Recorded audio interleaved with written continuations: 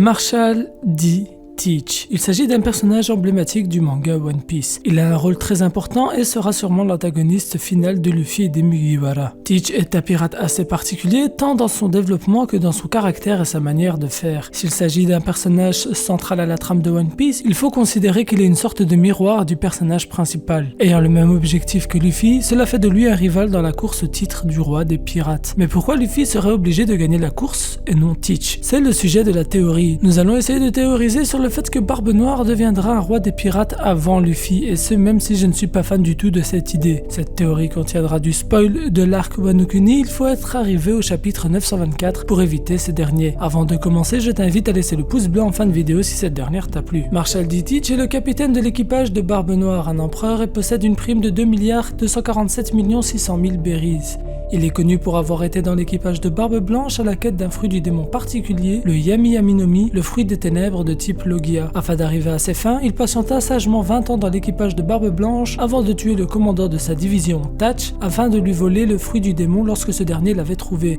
Ainsi, il brisa la règle la plus sacrée de l'équipage de Barbe Blanche en tuant l'un de ses frères. Ace a donc décidé de le poursuivre afin de le punir, mais Barbe Noire avec son nouveau fruit du démon était beaucoup trop fort, ce qui a valu la capture d'Ace et son exécution publique afin que Barbe Noire obtienne le titre de Shichibukai, qu'il perdra assez rapidement à cause de ses actions à Marineford et Impel Down, où il intervient durant la guerre afin de voler le fruit du démon de Barbe Blanche. Durant l'ellipse, il a dominé et détruit l'équipage de Marco, fondé à partir des orphelins de Barbe Blanche, et est devenu légitimement le 4e empereur. Mais tout ça, vous le saviez déjà, je ne vous apprends rien encore. Vous savez aussi, j'imagine, que Barbe Noire est inspiré du fameux pirate Edward Tatch, ou Teach, plus communément appelé Barbe Noire. Un pirate censé être diabolique qui fait parler de lui aujourd'hui encore. Mais à la base, Marshall D. Teach devait s'appeler Everything D. Teach, inspiré d'un second pirate, le fameux Henry Avery. Un pirate assez particulier étant donné que son histoire vous rappellera quelqu'un. Henry Avery était un pirate britannique qui était actif à la fin du XVIIe siècle. Surnommé le roi des pirates, il était connu pour être l'un des rares pirates à réussir à fuir sans ne jamais être arrêté ni tué en combat, et est le responsable de l'âge la plus prolifique de la piraterie dans l'histoire. Alors qu'il naviguait sur les mers seulement 2 ans, ses exploits furent populaires au point qu'il a inspiré d'autres à devenir pirates.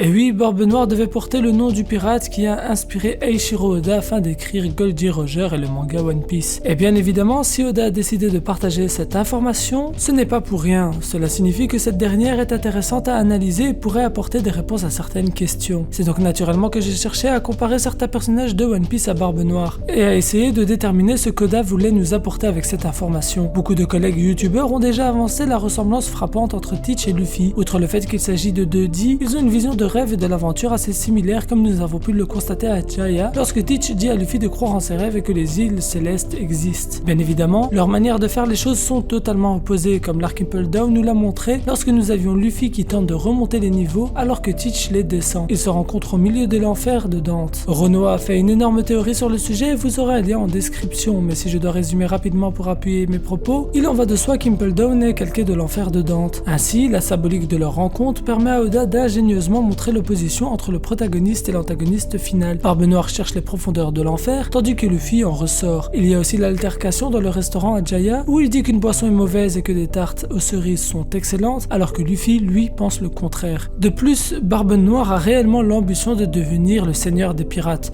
Son objectif est le même que celui de Luffy, et il a préparé un plan ingénieux qui lui permet en seulement 2 ans de passer d'un inconnu à empereur du nouveau monde. Ces 2 ans que nous pouvons assimiler à la carrière de Henry Avery. Bien évidemment, nous pouvons aussi faire le lien des 2 ans avec un certain Luffy, qui correspond à la carrière de Avery. Il n'a jamais été capturé par la marine, il navigue sur les mers depuis un peu plus de 2 ans, et sa renommée fait parler de lui dans toutes les mers. Cela rapproche encore une fois les similarités entre Luffy et Teach. Mais Henry Avery est sûrement celui qui a inspiré Eiichiro Oda pour le personnage le plus emblématique de One Piece, Goldie Roger. Nous pouvons faire des liens très faciles étant donné qu'il est celui qui a débuté l'âge d'or de la piraterie et qui a trouvé le One Piece. Le One Piece qui donne la renommée, la puissance et la richesse, ce qu'avait Henry Avery. De plus, le trésor de Avery n'a jamais été retrouvé. Ainsi, si Barbe Noire devait porter le nom de tout, nous pouvons nous imaginer qu'il serait potentiellement le premier à tout avoir, et afin d'obtenir tout, signifiant la richesse, la gloire et la renommée et la puissance un pirate, il faudra atteindre Raftel. Ainsi, même si je ne suis pas fan de cette théorie personnellement, il faut avouer que cela ne se défend pas mal. Je parle du fait que Barbe Noire sera potentiellement seigneur des pirates avant Luffy. Il a plus d'expérience et ne s'est jamais arrêté durant les 2 ans de l'ellipse pour atteindre son objectif. Seulement, même Barbe Noire devrait avoir du mal à trouver le dernier road poneglyph ou celui caché sur Zou. Même s'il pourrait profiter de l'agitation causée par Luffy afin de mettre la main sur les 2 autres détenus par les empereurs, il serait difficile pour lui d'avoir les 4. Bien évidemment, nous savons que Teach est inspiré du réel Barbe Noire aussi, notamment dans le fait qu'il troquait un membre de son équipage pour une sécurité. En effet, Edward Satch, Barbe Noire, accepta une grâce royale contre une partie de ses équipages, ce qui nous rappelle l'action d'offrir Ace à la marine afin de devenir Shichibukai. Par ailleurs, le véritable Barbe Noire va aussitôt reprendre les activités et donc verra sa tête être remise à prix comme un certain Marshall D. Teach. Mais ce qui est intéressant avec Barbe Noire, c'est le fait qu'il est tout à fait possible d'avoir une seconde signification pour le fameux tout. Il pourrait détenir toutes les formes de pouvoir. Il est déjà le premier homme de One Piece connu à avoir assimilé le pouvoir de 2 fruits du démon, ainsi il lui en manquerait un dernier et il aurait tous les pouvoirs liés à One Piece. Mais pour ce faire, il faudrait confirmer que ce dernier est les Haki, chose dont je ne doute pas d'ailleurs étant donné qu'il tenait tête à Shanks lors des combats entre Roger et Barbe Blanche et qu'il navigue depuis plus de 20 ans. Les combats et l'expérience accumulée ont dû éveiller ses Haki depuis bien longtemps. De plus, Barbe Noire est l'un des personnages les plus ambitieux de One Piece, il en va sans dire alors que ce ne serait pas étonnant s'il détenait le Haki des rois. Ainsi, il lui manquerait un Zoan, détenant déjà le Gura Gura no Mi, le paramécia du tremblement, et le Yami Yami no Mi, le Logia des ténèbres. Et beaucoup pensent que Barbe Noire profitera de l'agitation causée par Luffy dans les territoires de Big Mom et Kaido afin de récupérer les copies des road poneglyphs et pourquoi pas le fruit du démon de Kaido. Personnellement, je ne suis pas du tout, mais alors pas du tout fan de cette théorie, mais je la partage quand même étant donné qu'elle tient sur une argumentation solide. En effet, Barbe Noire mise sur les fruits du démon les plus puissants de chaque catégorie. C'est pour cette raison qu'il a récupéré le Logia des ténèbres, le gars le plus puissant selon lui. Ce dernier a sûrement permis à Barbe Noire de récupérer le paramécia de Barbe Blanche, qui était considéré comme le fruit du démon le plus puissant du monde. Il lui manque le Zoan le plus puissant, et de ce que nous a montré One Piece jusqu'à aujourd'hui, je pense que nous pouvons sans aucun doute affirmer que parmi les Zoan qui ont été introduits dans l'œuvre, celui de Kaido est le plus puissant. Qui plus est, Teach est un personnage fourbe qui préfère éviter de se salir les mains et qui ne combat pas tant qu'il n'est pas persuadé de gagner, comme l'a montré sa réaction face à Shanks à Marineford. Ainsi il pourrait, comme à Marineford, arriver après le passage de Luffy et profiter pleinement des conséquences des actes des Mugiwara. Personnellement, je me répète encore une fois, mais je ne suis pas du tout fan de cette idée, notamment car cela deviendrait très redondant avec l'arc Marineford, et je trouve ce traitement de personnage un peu trop simple et facile, et je considère que ce n'est pas du style de Oda de faire ce genre de choses. Pour conclure, Barbe Noire est un prétendant direct au titre du roi des pirates.